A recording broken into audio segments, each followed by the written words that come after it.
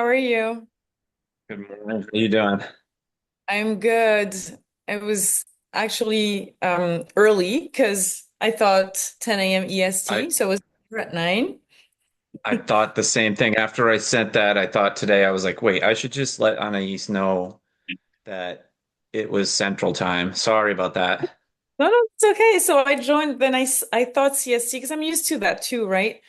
And I was like, okay, so I'm gonna do something else. And then I got caught up doing something else. And then all of a sudden I'm like, oh my gosh, it's time. Yeah, So here I yeah, am. you're well.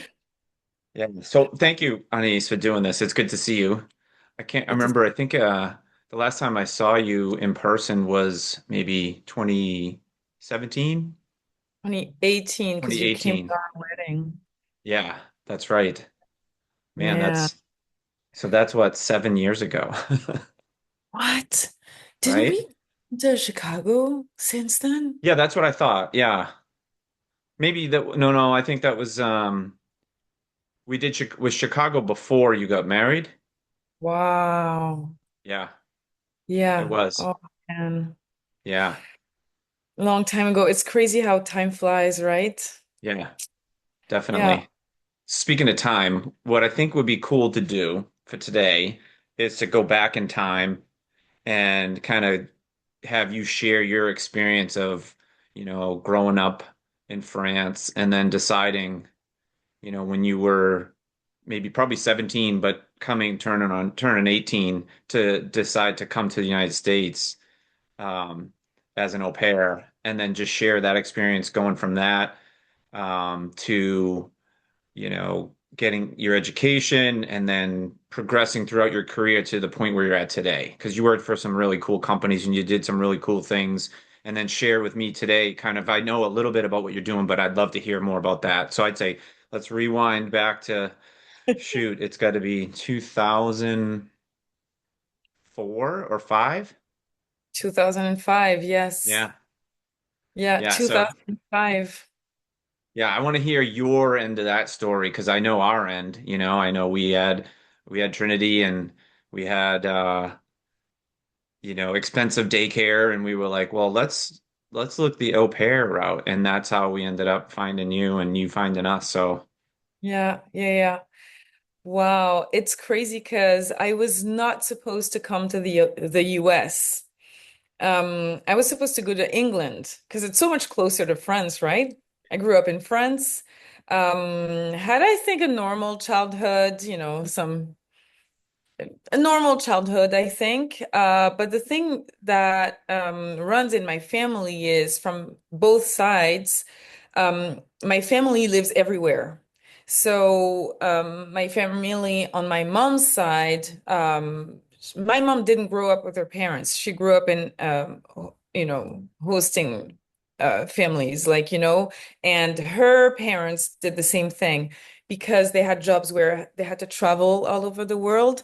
So my mom speaks English, obviously French, German, and Dutch because her mom is Dutch. So that's that. I grew up in that. So every time she connects, she talks to her own mom, I hear Dutch.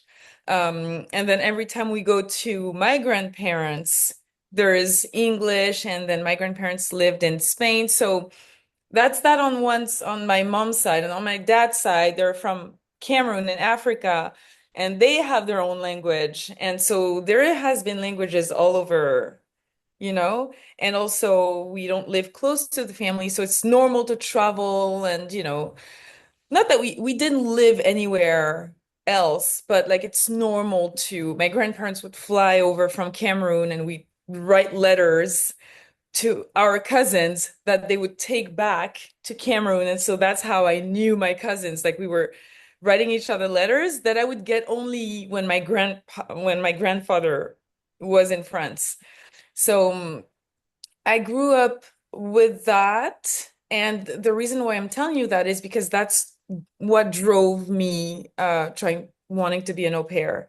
Because my drive, I don't know if you had that, but my drive throughout my childhood was to graduate from high school. That's the only thing I had to do. It's like for years you focus on one thing. You need to get through high school.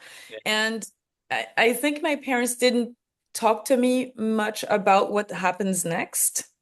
So I really got to that final year where I know I'm going to graduate, but what do you do next? And I see my friends like trying to get into specific colleges and doing like specific tests to get into schools and stuff like that. And I was like, I don't know what to do. I don't know what I want to do. I never really thought of that. I was trying to get to that point.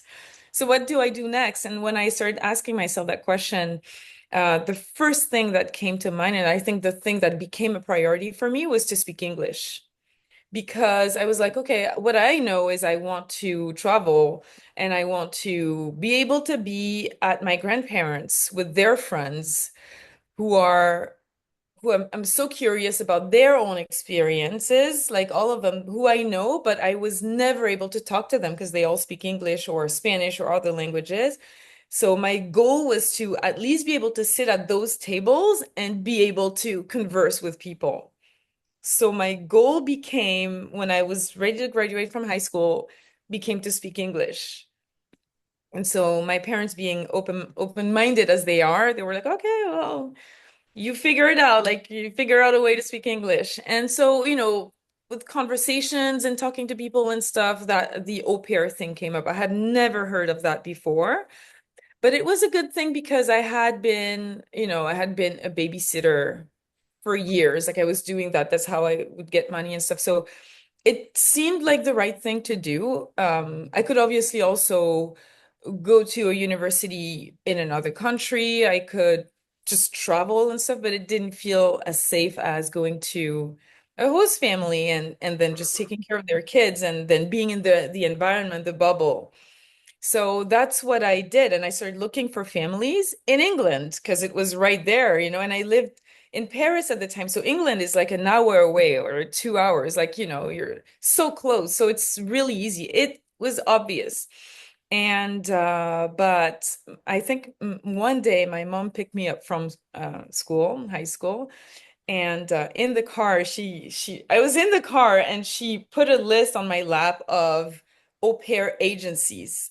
And she's like, "Oh, I talked to someone and I got this list." And I was like, "Oh, this is so interesting." Because we were trying to find families like, I was actually going on social networks and stuff like that to find families who are looking for help, right? But she gave me that list of agencies and then she goes on and tells me that she just couldn't help but call all the agencies. So that day she got that list, then she started calling all of them, and then I'm looking at the list and I see that she crossed off agencies. Like there's probably 20 agencies there. I can't remember why she crossed them off or something, but it stopped at the one agency that was in the US. And I'm sitting in the car, we're driving back home, and she's telling me about what she did that day. And she's like, I spoke to that person, and I know it would be going to the US, but it's so much safer. It seems so much safer than you going to England because in England, they connect you with families and then they forget about you. I was 18 at the time. I had never really traveled by myself. Um, she and I too felt so much safer to go to a place where they were coordinators, you were like there was some type of follow through, people were knew the families, like, I was going to into a family who I didn't know at the time, but um that was kind of safe controlled. They would check the families and they would follow up and stuff. So I stopped there, and before we even got home, I was like, oh, am I going to the US? Oh my gosh, like it was huge. It was huge. And so that's when we started being in touch with families, and you called me. Yeah, I And remember there was for us it was the same way. It was I think we had met an au pair. I know we had met an au pair that wasn't working for us, but like they we hired her as a babysitter for Trinity when she was a baby, right? Like the first time we left her alone with anyone other than a family member was Kirsten. And I don't know if I don't think you ever met Kirsten, but she was German au pair. And then we started thinking, okay. And then I think she mentioned the agency, and I can't remember. I can't even remember. It wasn't Au Pair USA, or was it? Was it? maybe it Was it Au had Pair USA USA? in it. Yes. Yeah, Inter Exchange USA, something like that. I don't yeah. know. And so that's when we said, okay, and it was really like an extensive application process for us. They make you answer all these questions. I think they do like a background check, and then you have to have that requirement of, a bedroom with a window. That was the thing of which crazy was that you had to have a bedroom with a window. I guess you couldn't like stick them in the basement like with no window. Um, and we had that small house, and it was like okay. And then on our end, we were just getting applications. They would send them because we had like criteria, like wanted to get immersed and wanted to be part of the family, and like all that kind of stuff. And I just remember they would send us matches. They'd say, "Okay, this looks like a match." And then we'd look at it and we'd say, "Well, I'm not sure because this person isn't active," or something like that. And I remember the thing that stuck out was that you played basketball or you had a picture of basketball, something like that. And I said, okay, Wow, active. I didn't know that, or I yeah, didn't remember. It's true. They did a background check on me too. I had to have my English teacher come home, which was weird, right? Like you don't know your teachers personally. And I had to go and ask her to write something about me. And so to do that, she came home and we had a chat for like an hour, which was really weird. But yes, I had to have like some recommendations and stuff. It was a big deal, but I think it's good that they do that, honestly, because yeah, I think it's good. we said, okay, I think we were working with the agency here in the US, and then they said, all right. And then I think then we connected. And I can't remember if we connected first on email, probably. And then I don't know if I think we did on the phone. I don't even know. At the time, we didn't have video like Yeah. conferencing or anything like that. I think maybe Skype, but we didn't do that. I think we called and we Yes. talked. And Yeah. then it was like, okay, let's do it. And I don't remember the timing from when we decided to when you came, but you can share your experience coming, and then I can kind of just chime in whenever. It's so nice to have both perspectives, right? Because for me, I needed to graduate. I wanted to have my driver's license because it was one of I needed to check that too. So I think we found each other and then it was just kind of finishing the year. So it's probably a few months before. For sure, it's not a year before because this all happened. I remember in March, everyone taking exams here and there, and I'm like, I didn't even know. You know what I mean? Like it was not my focus. And I'm so glad I did that. And so yeah, I think it was probably a few months before. Then I just couldn't wait. I don't remember. I probably had a few families too. I just remember like my mom mentoring me into like figure out where you want to go, what you want. And I was really I didn't want to be in a French family because I really wanted to learn English. So I was ready for it to be difficult. Like I was ready to be um uncomfortable. This is what I wanted because that's the only way you learn, right? So yeah. I don't think you could have picked a worse English speaking Boston accent family. I remember one time you called me because you were on the phone because you spent a lot of time on the phone, right? And you called me and you were making me like showing me different accents. I think you had someone from Texas on the phone. And I remember n barely hearing it because I was still learning the language, you know what I mean? So I Yeah. could barely hear the difference. Yeah. But now I do, and I laugh. It makes me laugh because you told me about the Boston accent, so Peabody and all the things. Like it's really funny. And Yeah. So yeah, it's really for me it was like a safe way to learn English and figure out what I wanted to do. And it was definitely scary. Like I did not realize how scary it would be until I was on that plane that morning. Like before I had my luggage all ready. I was like I couldn't wait, right? I was going to go to the US and stuff for a year. I couldn't wait until that morning where if we hadn't talked on the phone, if I did not know you as a family, I may not have got on that plane because I was trying to find reasons not to go because I was so scared. yeah. And but it was amazing. And Wait, I can't hear You you. Sorry. Oh, you can't hear okay. me? Can you hear me? Yeah, yeah, yeah. Sorry. Sort of. I remember you flew in, and then I think we met at the train station, right? At South Station in Boston. And I just remember picking you up. And I don't know if I was just me or was I with Pierrette and Trinity. Maybe with Trinity, but I don't even think so. I think Pierre and Trinity were doing something. And then that was it. It was like, oh my God, here we go. And it was day one. We drove back to Wayland and Yeah. um man.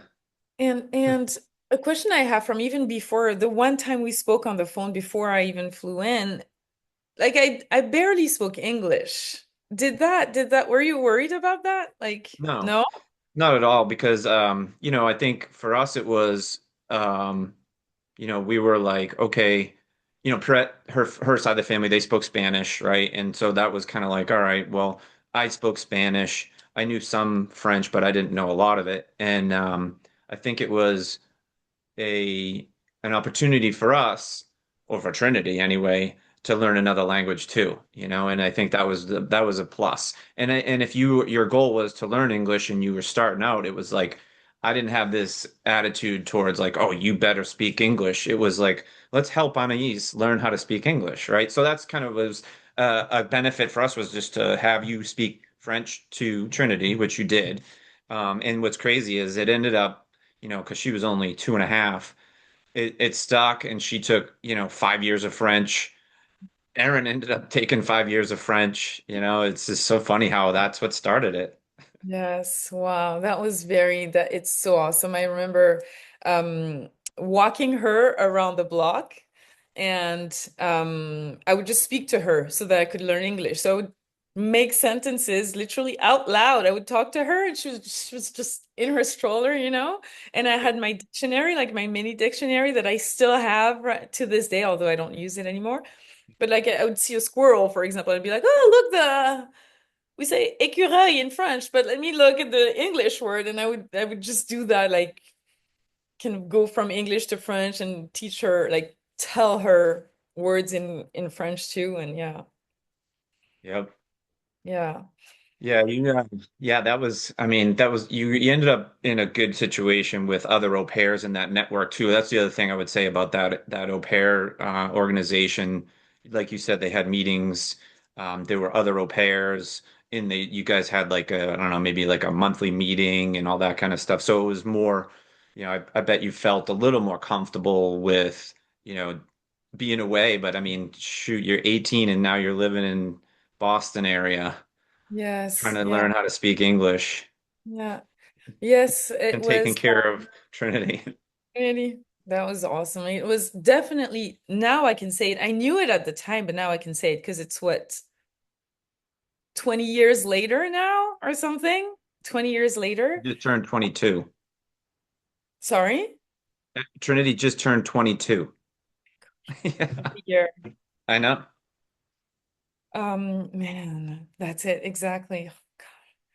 Well, 20 years later, I can say that it was like it definitely shaped me. It's one of the best experiences I've had in my life. I recommend to anyone to go away for a year, do it because it's just I learned everything. And I think I was very lucky to be with you guys. We were really close. We definitely built a connection. And like you said, we were meeting monthly with the other au pairs of the area, which was a good thing, but it was not, I didn't need that looking back because you guys were good.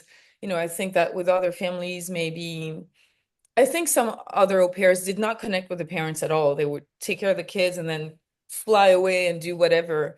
For me, like I felt like, if I wanted to go away, I wanted to tell you guys because then we would not spend the Saturday afternoon together and stuff. Like I felt like you were teaching me so much, teaching me about the culture, about obviously the language, other things. Um, so I felt very lucky to be with you guys. And yes, I would connect with the other au pairs and it helped me see sort of, how lucky I was kind of thing. Right? Like some of the other au pairs moved. within a year they moved families and stuff, like, so yeah. It's funny to hear that you had just got your license because then I remember when you got there, we're like, okay, here's the Jeep and take Trinity here and here. And also the cars in front are so small. And now it's started finally starting to change, but back then, like, I had never driven such a big car. And yes, and also I didn't realize the how would you call it, signalization, like the lights and the I don't know, signals and stuff are not the same. So the lights are across the street, but in front, and you may have seen that in Germany too. Even in Spain, they're right, like you have to stop next to the light. So I found myself driving all the way up to the light in the middle of the road. So yeah, I had some Yeah. Uh, but yeah, yeah. Yeah, it was definitely a cultural shock, but in a good setting, you know? early on, did you, I mean, I don't know, but I'm assuming like, I mean, we wanted to make you feel welcome and we included you in everything, right? We gave you the opportunity. You said, look, if we're going to go to my parents or, we're going to go on vacation and we gave you the opportunity to be with us if you wanted to. We didn't want to make you do it, but you did everything with us, including go on vacations and go wherever. And I think like being immersed, but did you feel like homesick at all? Like when you came over, were you, missing home? Mhm. I don't remember being homesick. Um, I don't remember being homesick because I expected that. So that's was part of the process before leaving. This is how I learned that you can get homesick. They told me before, like, just let the excitement pass for a couple of months and then you may feel like you want to go home. So I was sort of waiting for that feeling to happen and then ready to kind of overcome it. And also, so I don't remember going through that, like wanting to go home. I do remember the beginning being hard because of the communication. Like, not, I like to talk, I like to chat. And so not having that kind of outlet to be able to go blah, blah, blah, blah, blah, this is what we did today and stuff like that. I missed that a little bit. But this was just until I could finally speak freely and stuff. So it was normal. And also, I was writing a lot. Like I remember you telling me one time, like, "Okay, so where are you on your book?" Because I was like in the evenings, if you remember, I would just kind of write, make a diary of, what's happening, write letters to my friends. At the time, like Facebook was just beginning. I did not have like you didn't have my own cell phone like I could talk to people and stuff, so I would write letters, so that helped me, like it was great. I found my balance. It was great. And then there were moments when things happened at home because you're away from your family for a year, so things were happening where it felt like, okay, I'm far. This is probably the things that kind of made me come back because that too, like, do I stay? Do I leave after the year? That was such a big dilemma. And so probably being away when things like important things are happening, and I'm not saying I'm talking about the birth of a child or something like that, but more like intense. My sister's in the hospital, things like that. Oof, that was hard, but it didn't make me question my being here. You guys were definitely, like, you definitely became a second family. That's how, like you said, you took me everywhere and you explained things to me too, right? Like you were, oh, this is Thanksgiving, so here's what we do, here's blah blah blah. You know what I mean? Like you showed me things. I was like, it was Disneyland for me. Like everything was like you took me to NBA games. That was huge. It was like, yeah. That was awesome. And I also remember, so my birthday is end of October. So I had been there maybe 2 months. What? Yeah, maybe 2 months, 2.5 months. And I remember waking up the day of my birthday, not expecting anything because, just recently here, we don't know each other and stuff and whatever.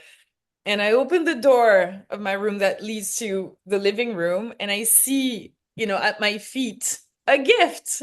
And it was you bought me basketball shoes. Like that was I kept them for the longest time because that was like it was see like it's only been 2 months and already I feel like I'm really included and stuff. So it was precious. No, that's good to hear that it's like that's the whole point of it was the immersion into the US culture, right? You want to learn about the culture too, right? And I Yeah. feel like you mentioned earlier when you would meet with the other au pairs, and we had heard so many other horror stories of au pairs that had either a bad host family or they were the they weren't that great. And I mean, we ended up having one that wasn't so great afterwards, and and then they left early, and it's just it can be hit or miss, right? And I think it's kind of what your expectations are versus, hey, I'm just going to do this as a job. I think that people go into it with, if you go into it with like you did, this open mind, I want to learn the culture, I want to learn the language, I think it's a better match for somebody that's just looking for a daycare, right? Because that wasn't the 100% reason we were doing it. We were doing it because we had another friend that had an au pair and we saw how great it was for the kids and the relationship they had with the au pairs. So that's cool to hear that, after 2 months you felt like, okay, this is actually gonna work out, I hope. You know? Yeah, yeah, yeah. I still have memories of Christmas, the birthdays, the seeing Trinity grow. Like, you know what I mean? That was, I became so attached to her. That was even like years after. I'm still thinking about things that she taught me. I learned with her. I taught her. I remember one time you guys were away, on that weekend, and you came home and you were like, Trinity kept saying that a word, but we don't know what it is, and we think it might be French. And so I come to her and I'm like, what is it? And she was two, right? So she did not say what, the word was, but later she's pointing at something on the ground and you guys are like, oh, that's it. That's the word. What's that? And she was pointing at an ant. And she was saying fourmi because I didn't know how to say ant, so I taught her fourmi. And so I was like, oh my gosh, you speak French. Yeah, it was like just amazing.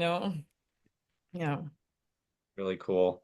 Hmm. Um, I, you know, I can remember it like it was yesterday, and it's gonna make me cry probably, but I won't. I'll try not to. But I just remember like when you were leaving, and it was when I took you to the airport, and it Hmm. it was like it was really emotional because we made a really a family connection like you said. But I think that what helped a little bit was remember your bag was so overweight. and we and we had to get like I had to go and I think Lufthansa had those little like totes or something like that, and it was Yeah. like a frantic, unpack. What do you want to leave? And then we were gonna mail it to you and all that. But I think that kind of broke that because I was like ready to bawl my eyes out right there. It was sad. So crazy, John, because yesterday when I told my husband, I'm like, oh, tomorrow I'm going to chat with John and stuff. This is the story I told him. That's exactly it. I said, for me, let me tell you my side of that moment. Yes, it was so emotional. Even now I can think about it and I remember the hours before, like putting Trinity down for her nap. I remember exactly what she told me, and then being outside with Pierrette and her mom, and then waiting for the time to leave, and then still questioning, do I leave? Do I not? Like, you know what I mean? I remember everything as like it was yesterday. But what I told my husband is that moment when we're at the airport and they say your bag is too heavy. It's for me, it's everything that you have taught me is what I loved being around you for that year is you've taught me to kind of to let go. Like I remember how many times have you said, who cares? Like, go for it. Yeah, okay.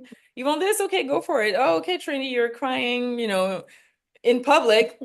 Fine, you know what I mean? You really taught me to kind of n- n- to how do you say move to go over the things that can bring you down or keep you down. Like let's move on. Like Yeah, be okay with that. It's you know what I mean? no big And deal. no big deal. Like, I just remember that moment where I was just about to open my luggage in front of, at Right. the airport in front of everybody. And you just looked at me and you were like, okay, let's do it, And I was like, okay, let's do it. And I opened it up and then emptied, everything I could.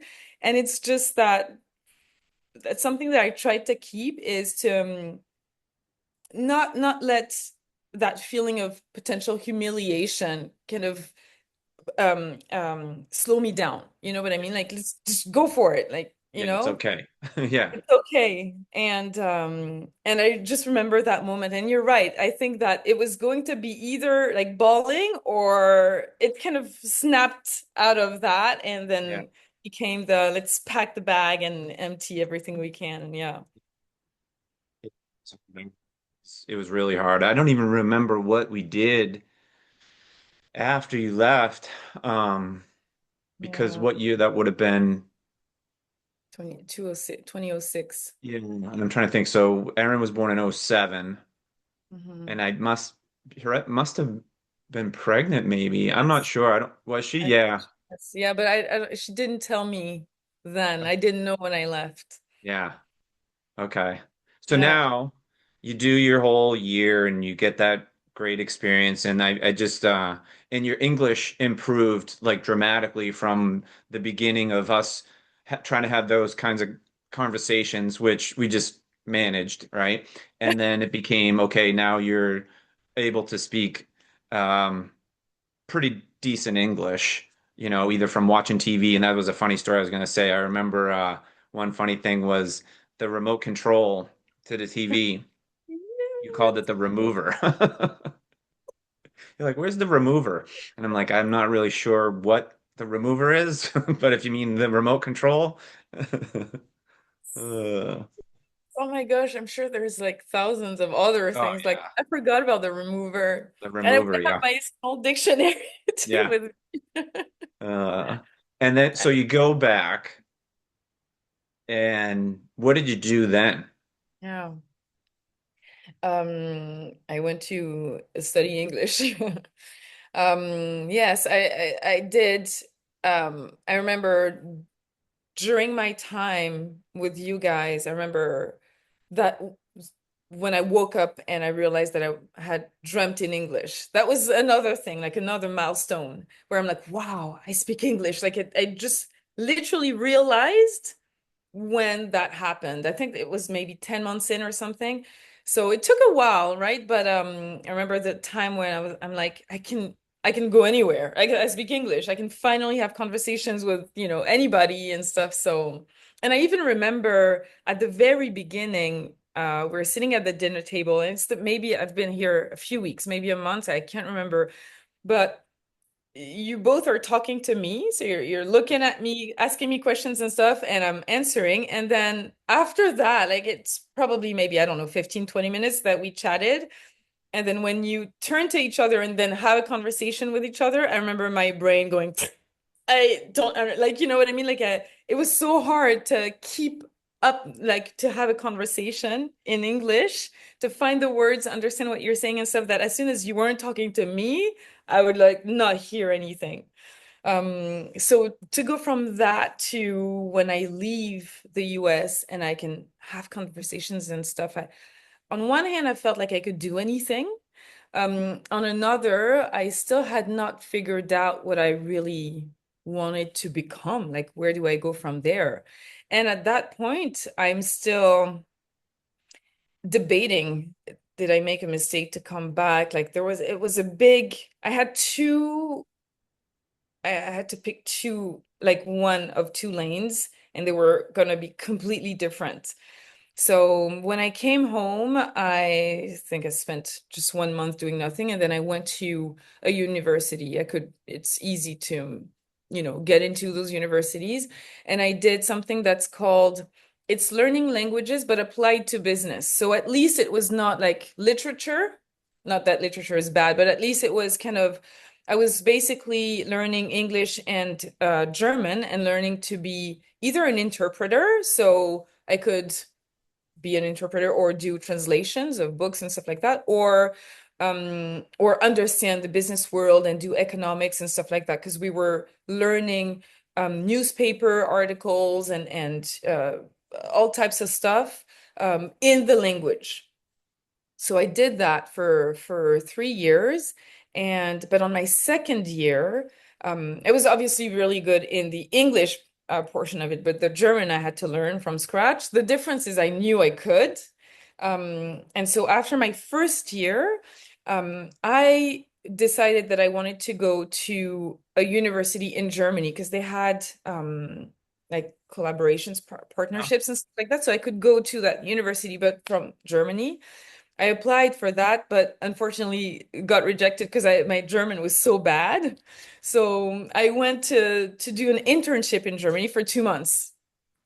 I decided that in June. Like in June, I was like, oh no, I got rejected. Okay, let me just go to Germany for 2 months. At least, my German will get better, will improve. And it's when I was there that I was with another family actually for one of the 2 months. Um, and one of them, like it was a mom who was alone. She had a cafe, and so I was helping her with waitressing and stuff like that. But she had three daughters, and one of them would come home every weekend. And she lived in another big city in Germany, and she was working at Mars. So Mars Group being who makes, I don't know, M&M's, yeah. sneakers, Yeah. Twix, all that, also dog stuff. And that's like something happened when I met her, and um, she was bringing chocolate bars that are very commonly found in France. But I was in Germany, and so she was bringing them home as a gift, as in, oh, I got that. This is very special, exclusive. So we had this conversation when I asked her, like, what's the big deal with this? Like, what is it? And she's like, we can't find it anywhere in Germany. And in my mind, it was so, I didn't understand why, because Germany and France are so, like, literally next to each other. So why is it that you sell something in France and not in Germany? It's the same thing. It would be like selling some things in like Massachusetts and not in Iowa. Why not? Yeah. Like, it's the States. So we all like the same things kind of thing. And I found out that that was international marketing. It was called international marketing. So it's really you decide that this product is going to work well in France, but not well in Germany, or you're going to sell dark chocolate products in England because they love it with mint, they love that, but it's not going to sell in Spain. So that's how I got introduced to marketing. And so that was during that internship, and it was probably a year or two after I came home from Boston. And that's when I was like, ooh, I love that. That's really interesting. And that's when I went from studying English in your English and German to business school. Nice. What part of Germany were you in? I can't I was remember. in the north. So I don't remember the actual name, but I was close to Frankfurt, was it? Oh, okay. Yeah, that's okay. Yeah. And And then but far from how about your like so now was there so I think the best part you said was that you when you learned the English then you realized that you could do it, right? So you're saying, "Hey, I can learn another language." And Mhm. going back to the beginning of this, you were saying how many different languages your family spoke too. So, coming and hearing all the different languages, I feel like it was beneficial. And but how did you pick up the German? I mean, do you still speak any German at all or No, but I did. It did the same thing that what happened when I left Boston is when I left, I felt like if I had been there 6 more months, I would have had a good accent and would have had obviously more vocabulary. I would have been better in speaking English. I feel like when I left, I interrupted obviously my learning. And in Germany, I stayed only 2 months. And what happened is that because English is actually a German language, there are so many words that are very similar. And so within the 2 months, I got to this point where I would start a sentence in German and finish it in English because it was like the same drawer was opening, right? There's your mother tongue, and then there's the other language. And so German and English were in the same drawer. So whenever I would start a sentence and a word would sound like an English word, I would immediately switch in English. So I was kind of struggling with that. But again, I felt like I could definitely have spent a few more months there and really kind of figured it out. That's the thing, right? You unlock you realize that you can do it. So all of a sudden, if I go to Russia, I know that I will learn Russian, like I know that it will happen. I don't have to do a lot of efforts. It will happen. Yeah. Then you get this itch to be in business marketing. Hmm. And Yeah. then so the school you said was you were in the school for 3 years, you said? Yeah. And then what was your first job out of when you got done? Yeah, so I did 3 years of university, finishing my it's a bachelor degree. Huh? In English, it was like applied English applied to business and German applied to business. I finished that, and then I went to business school, and it was 2 years to get a master's degree. And the thing is, I in France culturally, there are the good schools. There's like the top Ivy schools, Yep. the good schools, and then the whatever. And Yeah. unfortunately, because I had not started when I was in high school graduating, that's what people were doing back then. I didn't Yeah. know. I had to go to the whatever schools. So I really wanted to use my professional experience to kind of um uh it, like improve that degree that I would get. And so what I did is I found an internship. So during the 2 years of business school, I found an internship with a lady who was starting her own business. And so she used to work for Robert Half. And so she started her own recruitment agency. And I was her assistant, and I did everything, like everything from building her website to social media to writing content to even like interviewing candidates and like any HR type thing. And, everything needs to be done when you start your business. So that was an amazing school to be with her because she was demanding. So it was hard, but I don't mind the hard. And because I had to do so many things that I did not know how to do. And we were obviously in a position, there was just two of us where, you have to figure it out because I'm busy doing something else. So you need to get that done.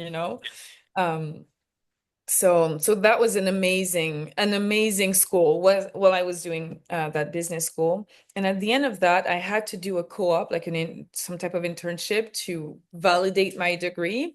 And I did that at market research agency. So I had to quit working with that lady, unfortunately, and so that I could do that 6 months internship. And what we did is we would interview um, consumers basically for brands. So it's really like cook. One great study that we did is for Nespresso, the machine Nespresso. They had realized that they were kind of used secondarily in a home. So people would have their actual coffee machine, grinding machine and stuff, and then would also have an espresso machine that would stay in the box and they would pull out when they had people over and stuff like that. And so Nespresso wanted to be much bigger. So we did a study for them where we interviewed people, try to figure out how they actually use that and like why aren't they using it more and stuff like that. And so that I did studies like that for many, many brands, like all types of brands, like toothpaste, the post office, the lottery and stuff like it was amazing. And that definitely for me, that internship, it confirmed that I wanted to work in marketing because it was so fascinating to see a brand grow, to see that every brand, even if they look successful, is actually already studying for, what's the next step, is trying to get more piece of that cake, is trying to, kill another challenger. Like So right now you see it on the shelves and stuff and it looks like everything's going well, but if you're not looking to the future and to the next stage, you may die in a few years or something. So it was very interesting to see. Yeah.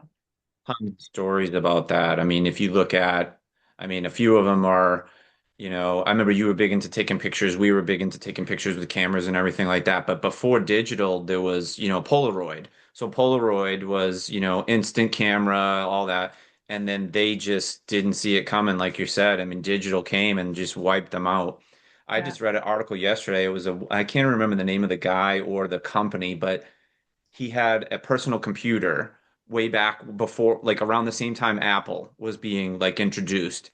And this personal computer, say it was like version one of the computer. And what they did is, and they made a mistake by telling the people and the public that they were coming out with version two. So, like, say it was September and version two wasn't going to come out till February, but they announced it. So nobody bought any version ones and they went out of business. It's like, oh, Like, yeah. It's crazy. It's like BlackBerry, right? oh The yeah. I'll tell you and it what though, BlackBerry to me was probably one of I would go back to BlackBerry in a second because it too. had the keyboard and the screen. I mean, it was, that was the thing. It started out, it was like black and gray, and then it went to color, and then the iPhone, right? It's crazy. And the iPhone. And I was going to BlackBerry because the iPhone seemed to be have have all your data was public, and BlackBerry was saying that they were protecting your data and like not being trying not to be a phone so that they can manage the security of your data. So I love that. But still, the phone was too expensive to make, and they weren't. At the end of the day, people are going for what's, easiest, fastest, more trendy and stuff, and they didn't manage to keep up, unfortunately. But yeah, So now eh, you go from that working and learning, and then yeah. so when did you get to, I want to just not fast forward, but I want to get to, so then you go and at one point then you're working for LVMH. I think that was your next one. It was my next one, kind of, yes. That's when I went to Canada. So Yeah. that I get to another fork after I graduated from that master's degree, where now I know. Now I can speak English, it's useful. I love marketing. I've done a few things, and I know that's what I want to do. And I'm in France. And there's a few things. In France, from that standpoint, I didn't do things right. I should have gone to college from high school right away. I should have graduated with some specific if I should have worked in specific companies and stuff like that. So I kind of caught up because I got the master's degree and I got the great internship. But it's still, then when you're in that pond with a whole bunch of other profiles, you're not doing enough. And so I get to that point where I can either get hired by that company, so that market research agency, which I loved, but I wanted to work on the brand side. I loved like seeing all the brands and then all their issues or yeah, challenges and then what they're trying to fix and stuff. But I really wanted to follow through. So, oh, okay, I understand that the consumer doesn't buy our product in that situation. And so now we are being advised to change our packaging or whatever. And but what we do from the studies, we just give it to them and then they go on and do their things. I really wanted to work on the brand side and then help or like participate in changing the packaging or the marketing Patient of campaign. what you just researched, all that, right? Yeah. Exactly. Yeah. So I knew I wanted to work for a group, like a company. I really wanted to, develop my skills, in that way. And so, but I knew it was going to be difficult to do in France. So I get to that moment where when I had a boyfriend for 3 years. It was kind of not going anywhere. My internship is at the end, so I can make a decision to go look for something else, stay there or something. And I also remember that I had always said that I would come back to the US. So it's like it kind of resurfaces. I'm like, I could also like now take that time to travel again, because I had like I wasn't attached to Nothing anything. holding you back. Yeah, exactly. And so, and it also felt like now I'm about to get into the adult world, and it Yeah. seems, you know, when you get there, that's it, right? Like that's Yeah. when everything is to be stable and stuff. So I felt like I had the one opportunity. So I started looking for visas to go back to the US simply, and then come back to you guys and be like, I'm back and stuff. And but it's not easy to get a visa for the Yeah. US. Yeah. So I want to ask you about that because that's the part I think that it's kind of a relevant topic today about, going across borders. And what year was that? Because I'm trying to think. It was probably because I remember when you were interested in coming to the U.S. first, and Mhm. we had been communicating. We stayed in touch the whole time, but I remember we were communicating, and I just remember how difficult that it was to get to here to the US. And so I think that's when you were like, well, I think it's easier to go to Canada, right? I mean, it sucks that that's what happened, but on your end, I mean, that had to be what, 2009 or was that? It was after that because I Yeah, you're right. I arrived. was living in Iowa, so it was definitely later than that. You're right. So I think when I was starting to consider all that was probably 2012, Okay. 2013. I arrived in Canada in 2014. Okay. So I had already like 2013 is when I was getting ready to Okay. move to Canada. And it's just that there was first of all there is at first when you're like, okay, how can I get to the US? The response you get is there is no visa. You can't get to the US. Like you can go for 3 months, but then you need to come to go home. So then you get to the, okay, how can I find a way through, what's impossible to get to the US? And that's when you need to be sponsored by a company. But, Yeah. there's like so many incredible rules. Like you need to have worked for that company. So uh, you need to be an Wasn't expat. it wasn't there also something I remember that you were mentioning, like you had to have a sponsor that had so much money or something like, remember there was something to do with money and I was like, what? I But didn't is it, understand. yeah. I think that it's because it fits those visas and I don't know how they are nowadays if it's probably changed a lot, but they really fit for a situation where you probably need to get to go to the US from one company, need to move there for a specific project for a couple of years, and then you will be going back to your country. I think the visas fit for something specific like that, but for Yep. someone who just wants to get Come up and live and here. go. Yeah, Yeah. live there. You need to have, everything figured out before you get there. And it would take a long time to figure it out, or a lot of luck or something. And so there's also the green card. And so yeah, like I started looking around and trying to figure it out. And it's taking time because you get the few doors like, oh no, so there's no way I can't get there. Sleep on it and then get up and be like, okay, let me try that route too. And so there is all of that. And one time I was looking for a job. That's when that last year I spent in Paris, I was literally working 7 days a week because I was doing that internship, still going to school, and then I needed money. So I started working on weekends. When I was looking for that weekend job, I went to a job fair, and at the very entrance, there is the two embassies, the US and Canada. And it's just because it was so crowded that I see the US flag and I'm like, I'm probably going to go talk to someone there. So I Yeah. go and line up, and I'm literally lining up to that counter, like the US counter. I'm like, I'm going to talk to someone and figure out how I can do it. And I already knew a whole bunch of things then, so it was perfect. And there was no one on the Canada counter. So this lady is standing there, hands behind her back, like waiting for people to want to talk to her. And the lineup is pretty long and people are chatting and stuff. So I look at her and I don't know how we started talking, and she is, trying to figure out why I want to go to the US and what I want to do and stuff. And then she drops, there is how do you say, there's like partnerships between France and Canada, and you could literally get a visa just because you ask for it, and you probably fit So the she description. recruited you. Literally did. Like she's like, you need to be over 18, French, speak French, have a like, I don't know, I can't remember. Like it's like really basic, like French citizen, over 18. I have a certain amount of money on your bank account, like so that we know you can live there for at least 3 months. And it was something like that. Like there was nothing. And so I was like, okay, I guess I'll apply. So I did more research on that and that's how, and I got the visa. It was so easy. Like they were literally giving you visas to go to Canada. You had nothing to do.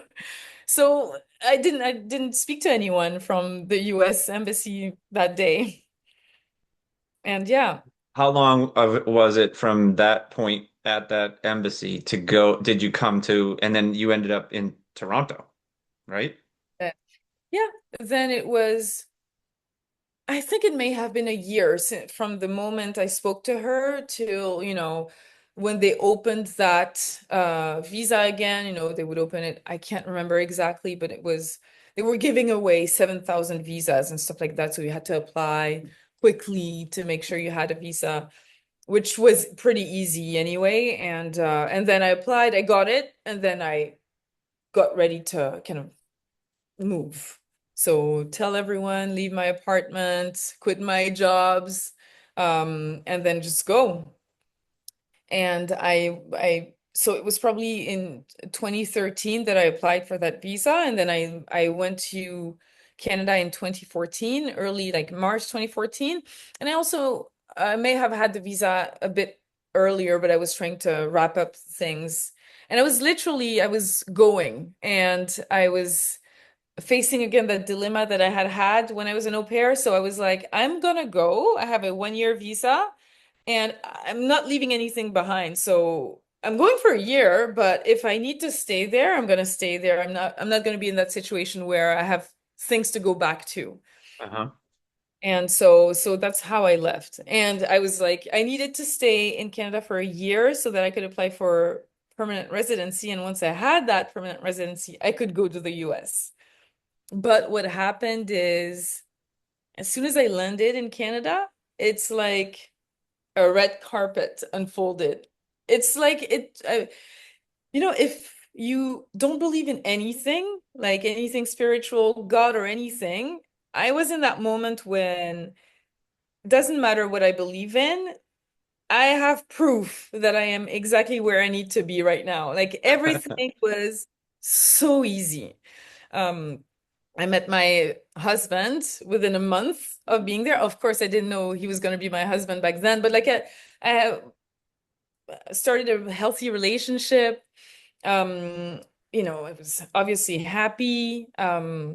I decided to go to Toronto because it was the one city that had an NBA team in Canada. So I was like, for sure, they're a bit American, like, you know what I mean? Yeah. And but I And had to no speak French. speak French a little bit, like, Yeah. Well, French. Quebec is, I guess the province, right? Yeah, exactly. So yeah, so I liked Toronto. It was nice, very safe too. I came from Paris. In Paris, I would be in the subway and then hear someone scream because some guy snatched the phone out of her hands, and I see her running and screaming. My Like, God. it's like I would not take out my phone anywhere or my keys. I would not talk to anyone. It's normal. It's like basic way to live in Paris, no problem. But then you get to Toronto and I can walk by myself at 4 a.m. and feel completely safe. No one is whistling at you or stuff Yeah, like right. that. Yeah, so it felt safe. I met Alex, and then within a few months, I get this opportunity to work at LVMH. And that was like that I would not have had a chance like that in France For people because listening, I don't think everyone knows LVMH, but it's funny because I just remember when I was with like GE Capital or something, I remember somebody had a deal with them, and I was like, "What? Who the heck is LVMH?" I didn't even know who they were. So if you just want to tell everybody like who the LVMH is, but So LVMH is a French giant group that has all of the luxury brands that you know. Like obviously LVMH stands for Louis Vuitton, Moet Hennessy. So Louis Vuitton is the leather company that does all the bags that we all know, that we see everywhere. And Moet Hennessy is the champagne. And so they do all high-end stuff. And so it goes from fashion, it has all the luxury brands, Givenchy, Dior, So that's how Guerlain, you say. I see. I always pronounce it Givenchy, or but it's Givenchy. Givenchy. Is it Givenchy? I Yeah. just remember you gave me that little bottle, right? And you're gonna love this one. So I had that. I'm not even joking you. I think it was probably 2017 I think when I came up to Toronto, 2016 or 2017, and I had it, and it just ran out like 6 months Wow. ago. Wow, Yeah. really? That's gentlemen only, I'm pretty sure. Yeah, it was. Wow, incredible. Yeah. The new one. Yeah, because I can remember my friend, he would be like, he would, with this guy, Gary, that I would travel with all the time, he would say, "Oh, you got to buy this Creed. Creed is this new thing." And we were in Vegas in the Creed, and I walked in and I was like, I'm not paying $500 for cologne. No, thank you. Yeah. I said I had this one from Anais that lasted me, 10 years. And I still have fragrances from working there, like a lot of Yeah, them, that's but funny. about fragrance or makeup at all since then. Yeah. So We yes, I worked. So wait, Yeah, we skipped over the chocolate, which is fine. I remember the when you were at where they what was the name of the company? Stork, is it? And that but No, it was what was the chocolate brand? oh, Mercy. Yeah. So that's after. Yeah. Oh, it's after. Oh, That's okay. after. Okay, so Yeah. now you're at LVMH and you're in marketing with them? Mm.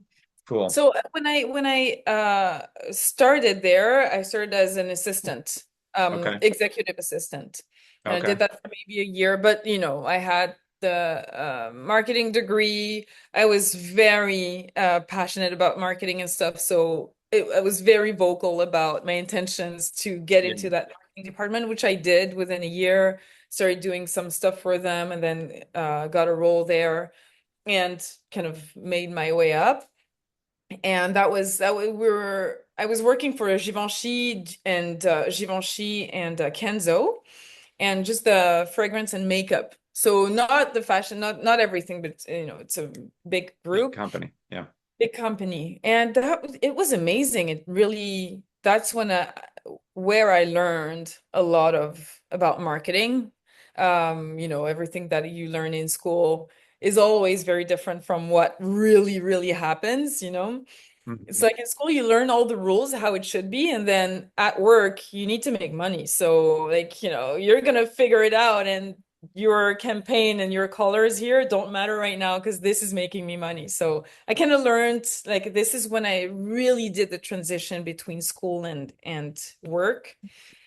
And it was like a kind of a dream, right? Because I was working for this luxury company. We would have at least two big events, like galas, where you'd be dressed in diamonds, basically, and like with important people and obviously all of the perks that you can get from a company like that, and handing out fragrances and getting bags and getting access to all the stuff. So it was very pleasant to work there. And then what happened is, and I was surprised myself, but the bags and the fragrance and the galas, that doesn't build your career. So I started getting a bit restless about, I want to learn some more. Like, Yeah. so what happens in companies like that, in groups that are, and I think it's the luxury world, specifically in terms of industry, is that everything is built from the headquarters, right? So from France, they build the product, they build the marketing, and then they kind of launch it across the world. So we weren't doing a lot, much marketing. We're doing some operational marketing. So that's in creating events and talking about the product. But then in the luxury world, there is a way to do that. So it's nothing to do with what we see when we go to the grocery store and stuff like that. It doesn't move fast. We already know 2 years in advance what we're going to launch. There's two launches a year. So it's pretty slow and it's pretty uncreative. You're just Yeah. roll it out basically. Um, so I started getting a bit, not frustrated, but a bit restless. Like I need to learn some more stuff. And I feel like if I do my whole career there, I will not know much about what marketing really is. So that's when I started looking for CPG roles, so in consumer goods, because I figured that in that industry, consumer goods industry, so your tea bags and your like, chocolate bars and anything, um, it moves fast, right? Because it's you pick it up from the shelf directly. It's lower price point, so and the competition is pretty fierce, on the shelves. And so I was like, there must be something to learn there. And all of a sudden, your packaging has an importance and your price point has an importance and your marketing and where you are and stuff now becomes really important. So I felt like if I worked there, I would learn something. And so that's when I started looking for jobs like that. But as it always is, if you come from a different industry, you have to prove yourself and prove that you're gonna be able to do a good job. So it took me a while to find that job. But that's after that I found that job at Stork, which is a German group and who does Werther's Original, the caramels Oh yeah. and Toffee and Mercy, and my brand was Mercy. And That's that right. I was a bit remember. like, I remember getting a package with the chocolate yeah, yeah, bars. yeah. Different from fragrances, but Yeah. I felt like people were happier with that than with fragrances. It's funny. But yeah. It's funny that it's a So yeah. German company, so now you're coming back full circle of like, did you even have to learn any German again? Or No. no, I didn't think, yeah, because they were No. based in Germany and you're in France. I mean, in Toronto, rather. Yeah. And also then like we would speak to Germany all the time because they coordinate again the products that they build create. They coordinate us launching them in the country. But they all speak English.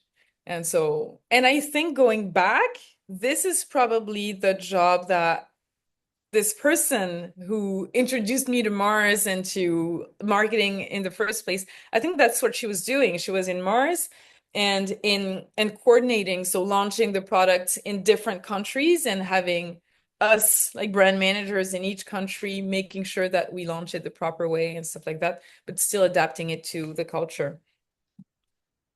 I'm guessing that at that point, what year is that going to be? 20, what year Oh is yeah, that? yeah, 2018, I think 2017 or 2018. It's 2018 when we got married. Yeah. Yeah. So, so let me ask you this. When it comes to technology, I'll say, when you looked at 30 years ago, marketing was, print ads, mailers, there wasn't the avenues that we have today. So like from your perspective of going from learning that with that woman at Mars at the time, and if you look at Mars's, get in retail or, you can't buy it. Well, back then you probably couldn't buy it online, let's say, right? You had to physically go or whatever, right? So like walk me through and then maybe we can step into what you're doing now and what you've learned and how you're applying all that now and trying to help brands and customers and all that. But like, it just seems that marketing went from, I remember actually, let me back up. The best meeting I was ever in at GE Capital. Okay, we're all the salespeople we're in a sales meeting around a table. There's like 15 of us. And there was a woman from marketing. And this guy, he said, he's like, I need more marketing material. I need more marketing and marketing. And she just stopped him and she said, listen, she looked right at him and she pointed at him and she said, "You are the marketing." And I was like, "Okay, she's Mhm. right. It's all about you, right? I mean, you can have all of that the gadgets and stuff like that, but it's just you, that's marketing you yourself, your personality. Can I talk to Anais? Can I, is she smart? Does she know what she's doing? All that kind of stuff. But I thought that stuck out with me. It still sticks out with me today is that it's like you're the marketing. Yeah. But tell me from your perspective, though, what's happened in marketing, and I think, we touched a little bit about how there are brands that maybe have blinders on, right? And they're not evolving with the time. but the times are changing, and it just seems like today I feel just so bad like for my kids now. Like what are they going to experience in 5 years? Like what is this business world going to be like? But anyway, so now you're working there and So, to your point, actually, this is such a great thing because I had a similar thing when I learned that sales was one to one and marketing was one too many. That was a big deal yeah, for me because yeah. I grew up as a professional Hmm. separating sales from marketing. Salespeople are, going out there and we're creating marketing stuff for them. And we are taking care of the price point and the shades and the whatever, and the actual product that we are going to put out there. And then we give you all the tools to sell them. But there is a big separation. There is not, right? It's such we should coordinate more because there's really continuity between marketing and Should sales be. because it's the same thing. And Yeah, that's the second thing is the one time when I learned copywriting or I took a course in copywriting and he said, um, you're writing to sell. And I was writing to market, to yeah. Hmm. convey something. Yeah, The marketing is related to creativity and something to tell a story, but no, you're writing to sell. And so there is no dissociation between the two. So that's very, I thought that was very interesting.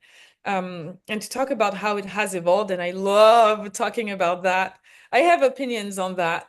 But my experience at LVMH at Givenchy was very key. I think when I worked there was when we were going, like the direction was changing drastically.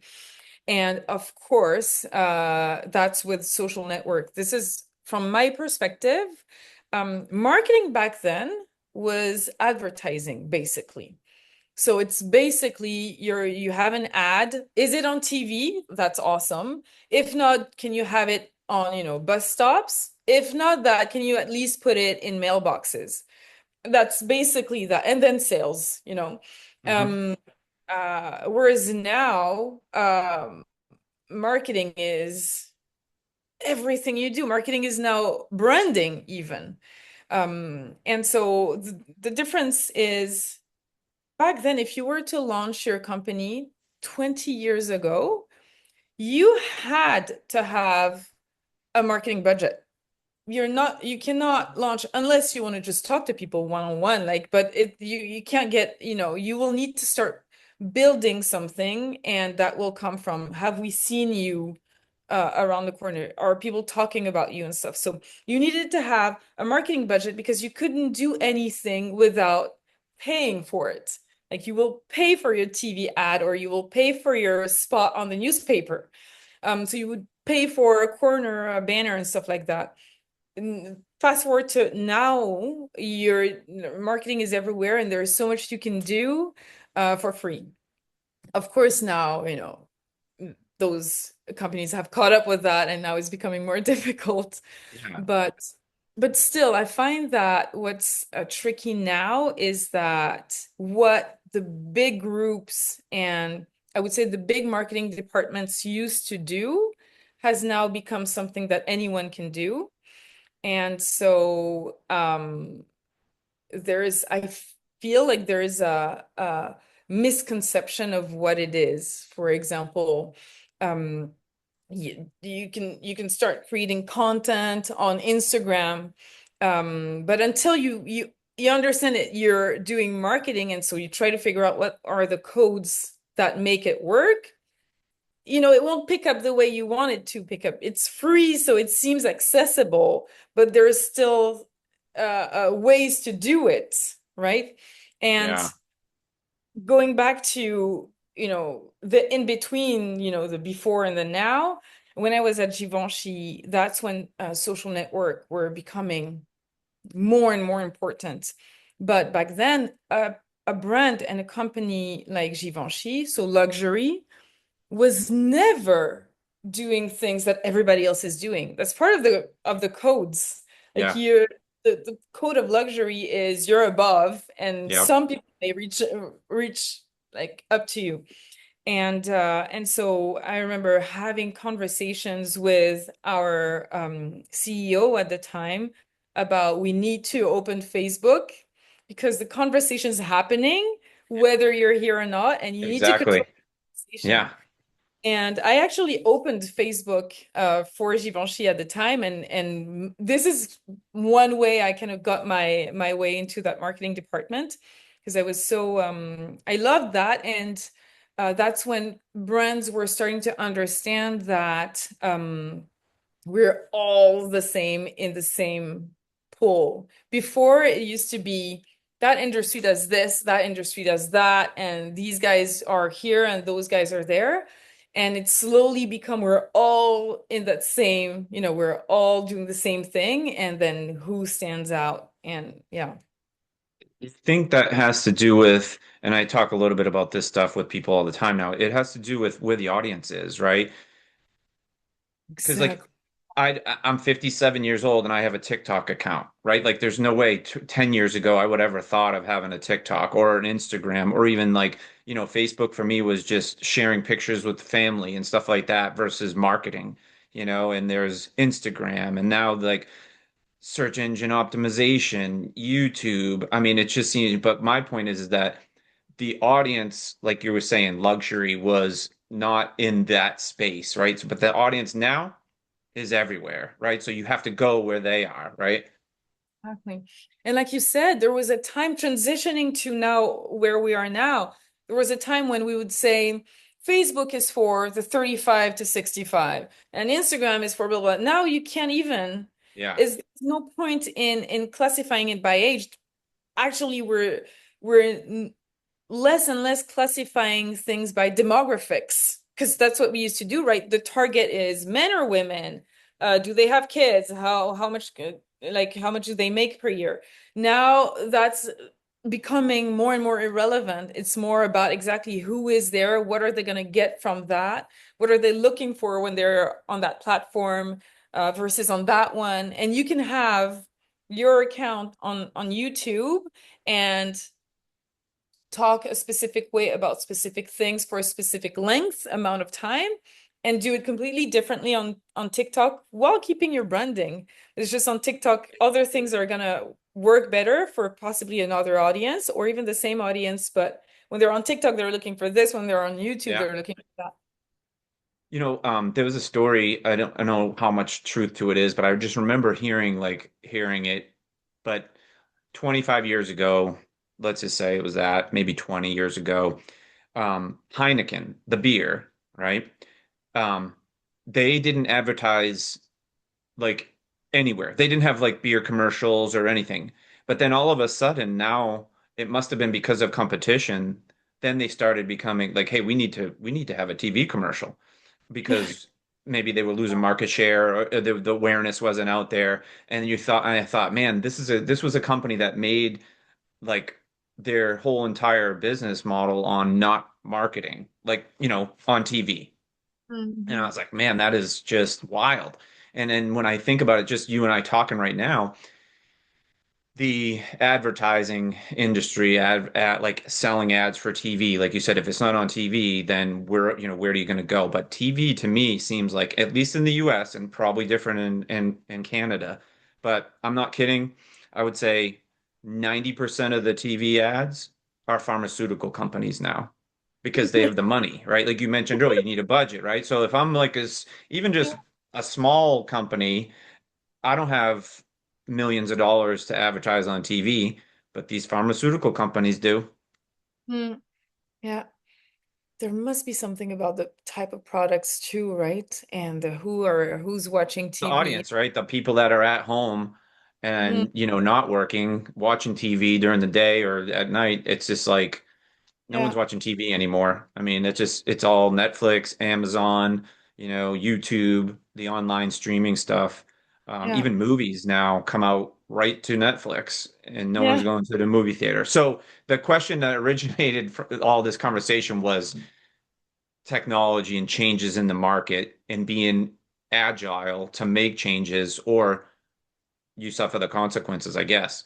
So I even see more like John Deere. I worked there for a long time. very, very conservative, very conservative. Would like I never even saw a commercial on TV until maybe 5 years ago. And now they're on TV and they're doing ads. And now they have an Instagram and then they have a TikTok, so it's like even the traditional companies that have been around for almost 200 years, they're moving to social media and all these, you know, Exactly. outlets. Yeah. That's what I saw too. And I think there was a time when we needed to convince them to do it because what was happening is more and more of the audience, the folks were on social media because it's so entertaining, and they were starting to talk about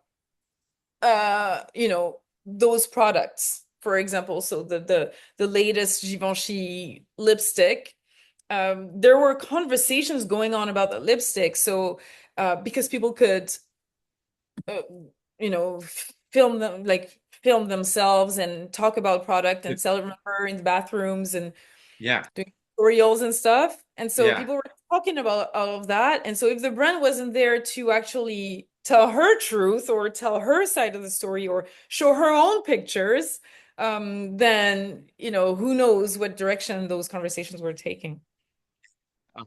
We're totally changing subjects, but it's funny that you mentioned that about the self-made content. And to me, I'm thinking about like I always wanted to be sponsored by a shoe company, right? Like I wanted Hoka to sponsor me and send me some shoes or Saucony or whoever, and I would always be there showing that I'm running in their shoes and like, hey, look at I promote this on social media and everything. And then they're just sitting back going, this is free.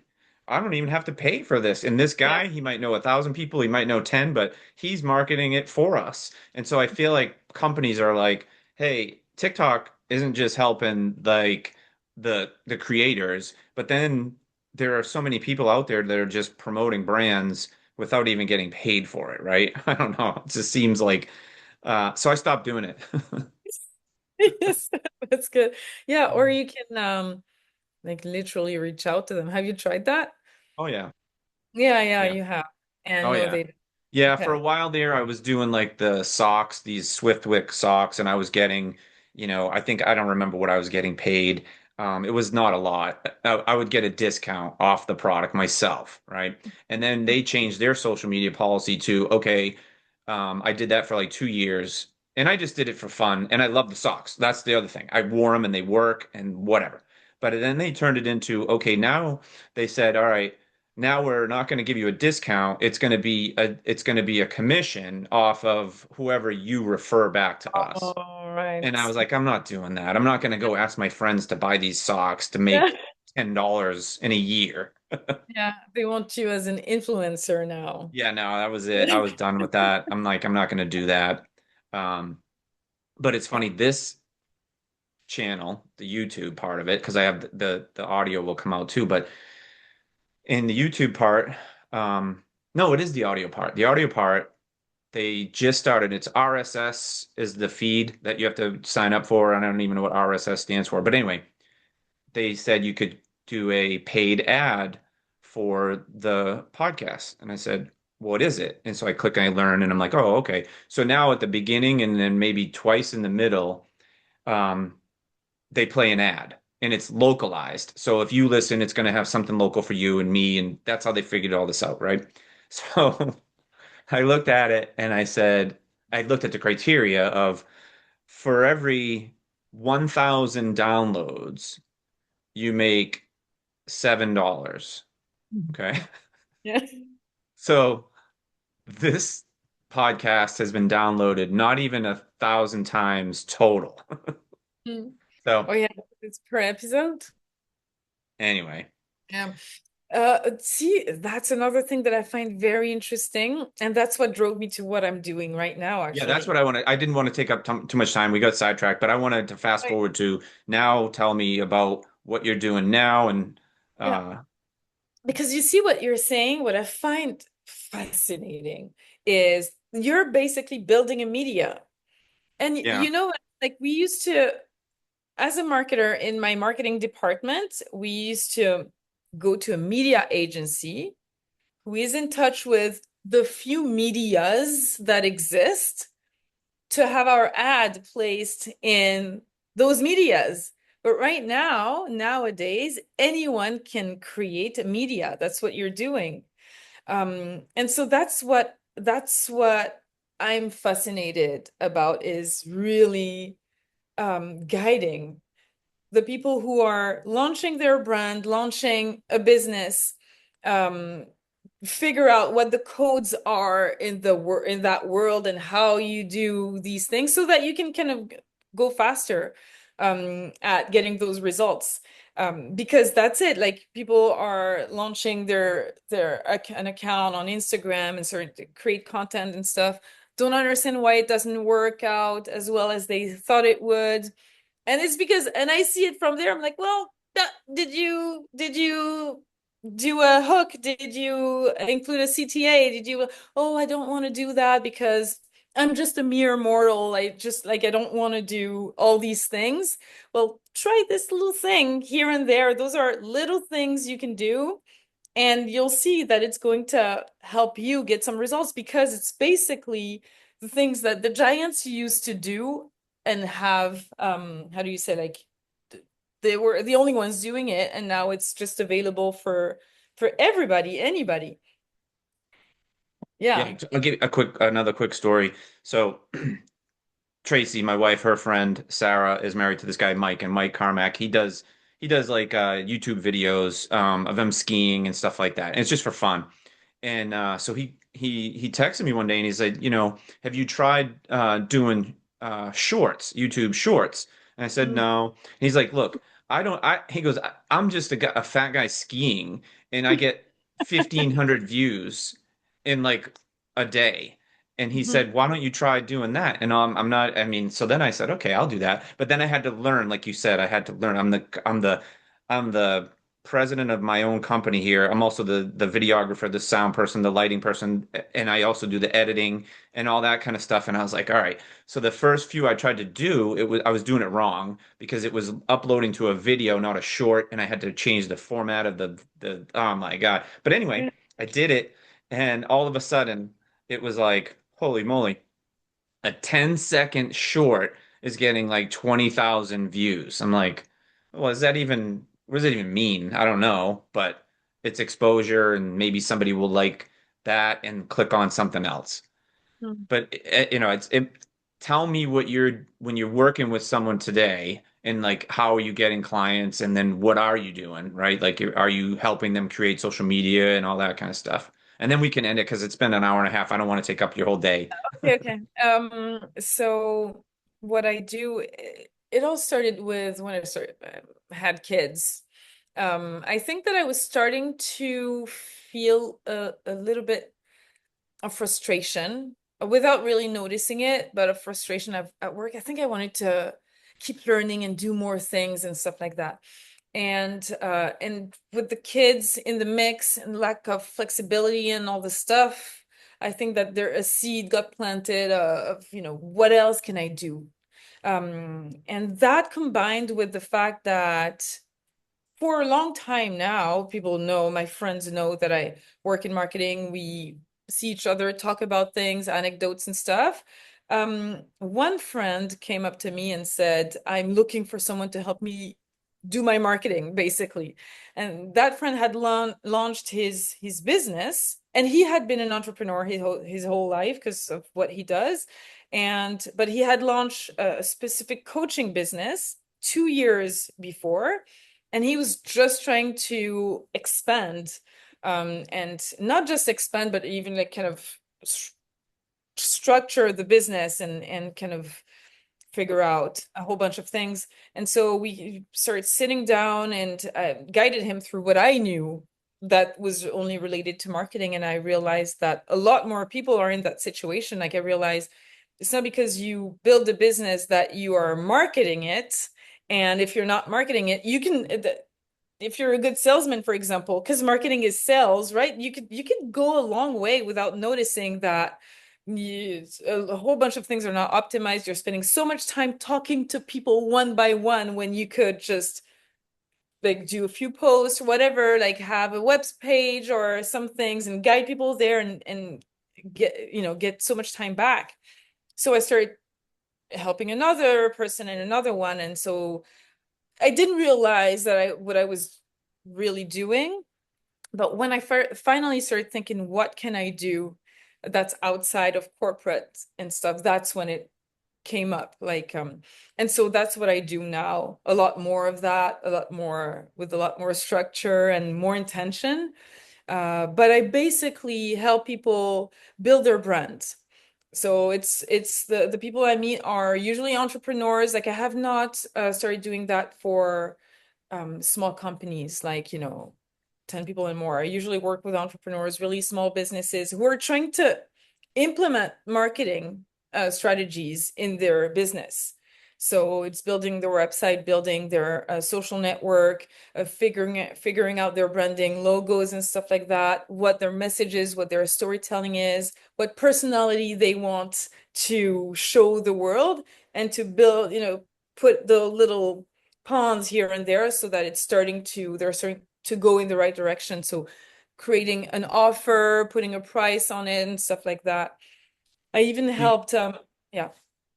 so when you do that, do you enter into an agreement with them and have a contract for a specific time, or is it just like a one-time event? How did you, and then did you incorporate? Are you an LLC? Like, what did you do to start the business? Yeah. I did not start kind of on purpose. So I didn't incorporate, for example, I just kind of said, oh, I'm a solopreneur and, decided on a name, and I did a branding thing really quickly just so that I could have something so that I could be a little bit professional when I talk to people. And but it took me a long time to start actually looking for people, because at first it was from one person talking to another and Yeah. stuff, word of mouth. And then when I left the corporate world and then started doing that a little bit more, I was more intentional about who I talked to and stuff. But still, um, I did not have contracts and stuff like that. I would just really kind of sit down with someone and say, because marketing can go so many different places, right? We can talk about help me build an email list, and I want to have a newsletter, or I want to build a media, or I want to build a brand, or I'm trying to build an offer, get more clients to buy that and stuff like that. So depending on where you're trying to go, I've helped someone. They were selling sneakers out of their garage basically, and they decided they wanted to have open a shop, like brick and mortar. And it turns out this is what I've done in marketing my whole time, like selling products brick and mortar. So I like they didn't know what to think about. Like, what do we need to think about? What do we need to consider? How do we drive people to the shop? How do we let them know that it exists? So we worked on all that. So at the time, I didn't have a way, like a methodology to do that. So we would Yeah. just talk to each other like once a week. They would pay me for those conversations, and we would go towards a goal. And we worked like that for a year together until they felt like, okay, they were getting the traffic they wanted, and then they knew how to build on. And yeah. And I've also done like one session for someone to figure out what's the right identity, how do you say, like brand identity that I should have, what colors should I, what does it say about me, Oh, what's yeah. the Yeah. right brand name and stuff. I've done like little things like that too. But yeah, and I'm still in the process of building that and kind of creating the right way to do it and do it the same way for everybody. But right now it's not. I'm adapted to people I work with. Yeah. Then it just seems like I know the other thing about technology that I didn't mention, but it seems like it's going to take over the world pretty quick is AI. AI is just, when you look at the cost, like you were saying. So if I was a company and I had a product, forget about bricks and mortar, but I was like, okay, I made this widget and I'm going to sell it.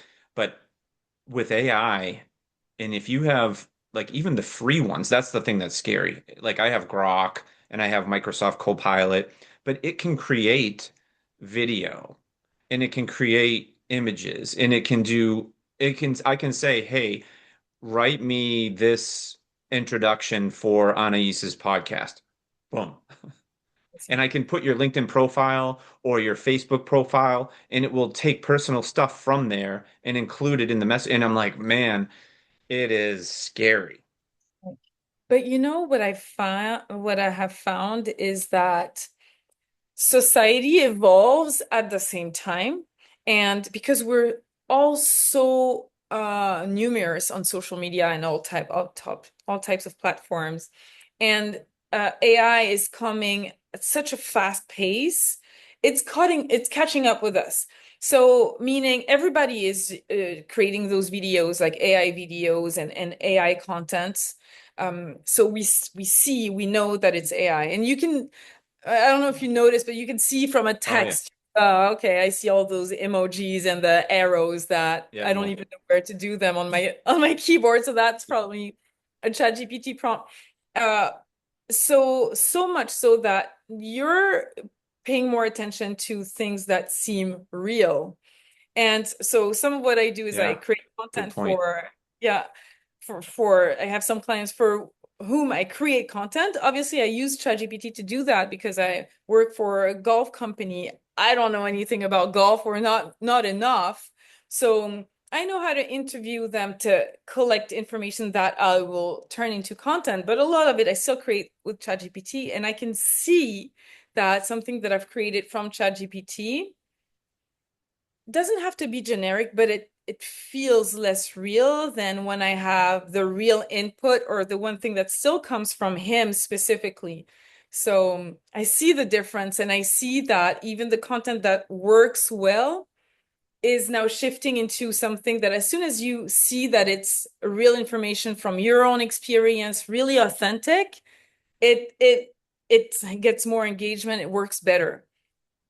So So AI will let, probably catch up still, but yeah. I was going to say, so let me ask you this though, because this is what I've been thinking about lately is that, if you go rewind again back to influence and what kids are exposed to. Okay, so like when Trinity and Aaron were little, the iPod just came out, right? And then it was like went from the iPod to the iPhone, right?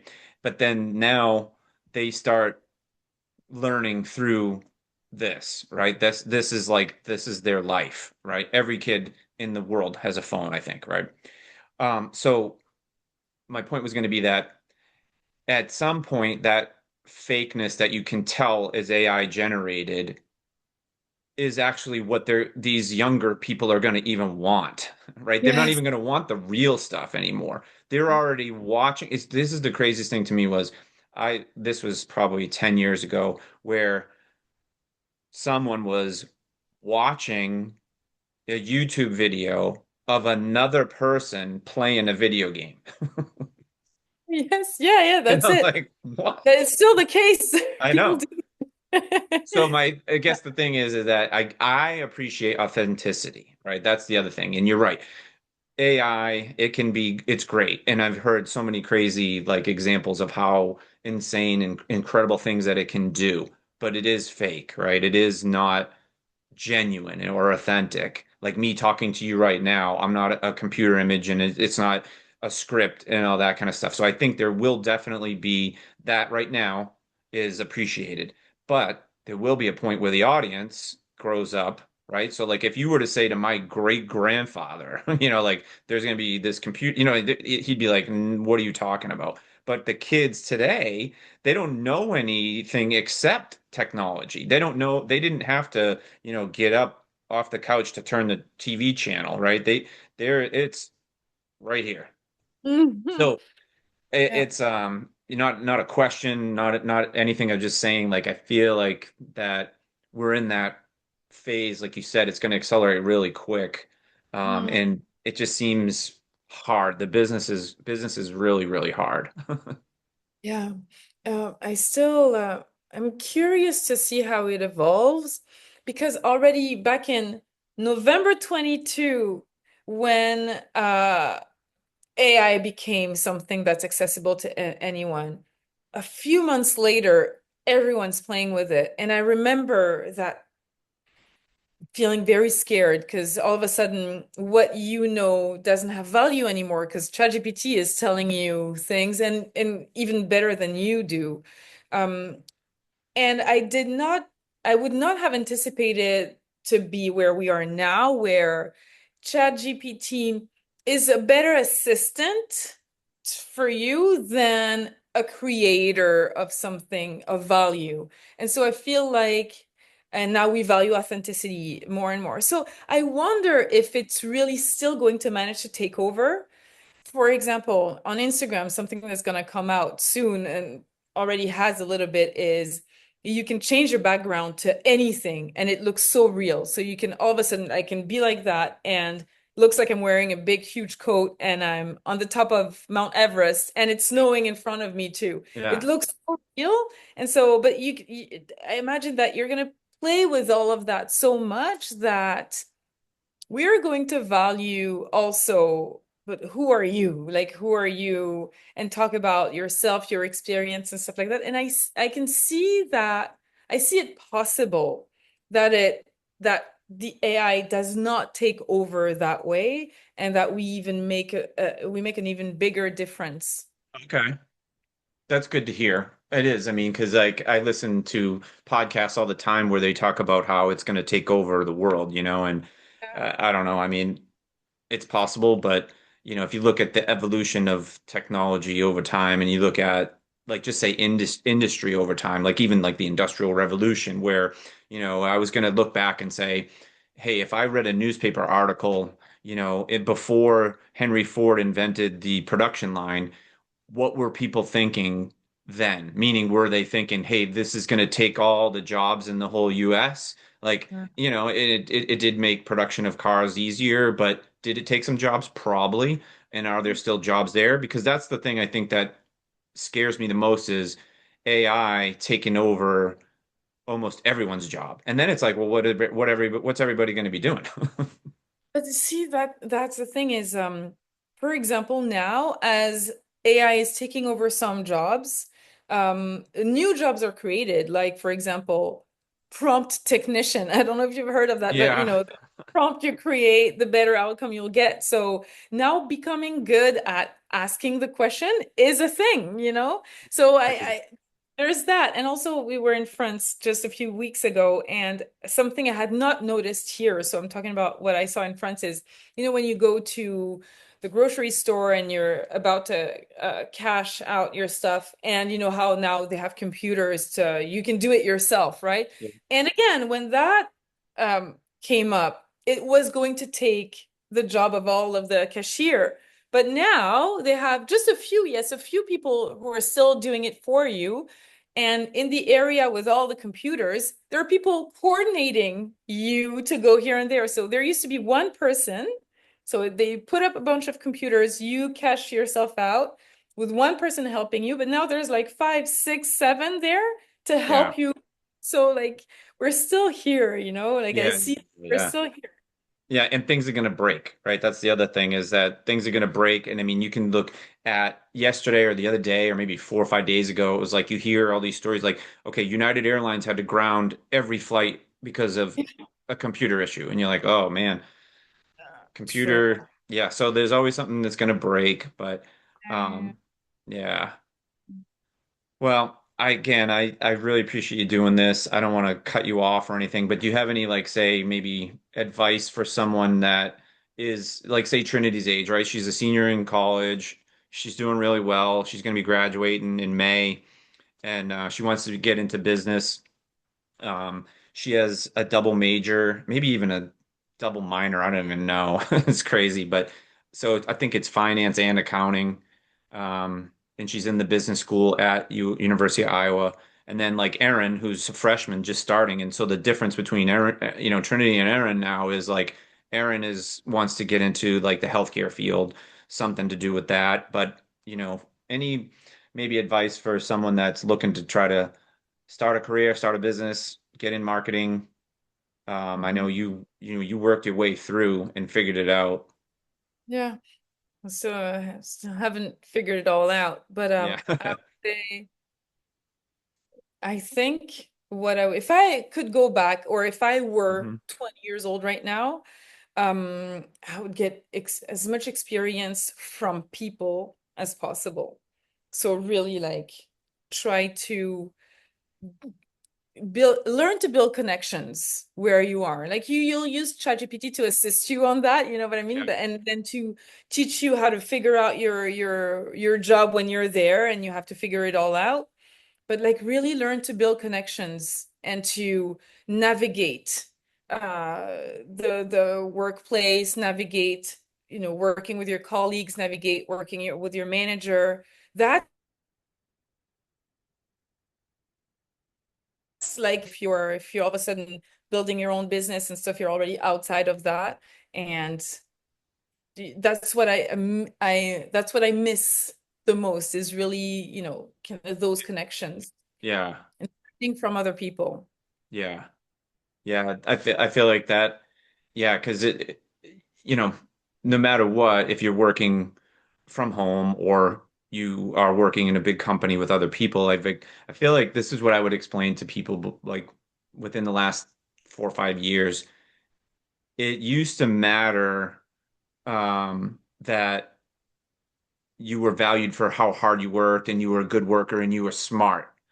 But if you were just focused on that part and not the social part of it, the social part of it to me today means more than the working the hard part. Like you're saying, meeting people and making connections and like your business, like word of mouth and, oh, Anais is really smart. Oh, okay. So then you connect, connect, connect. But if you go into it with, hey, all I have to do is my job and do my tasks and do them really well or better than everybody else, and then expect something to happen for you, it's not going to happen.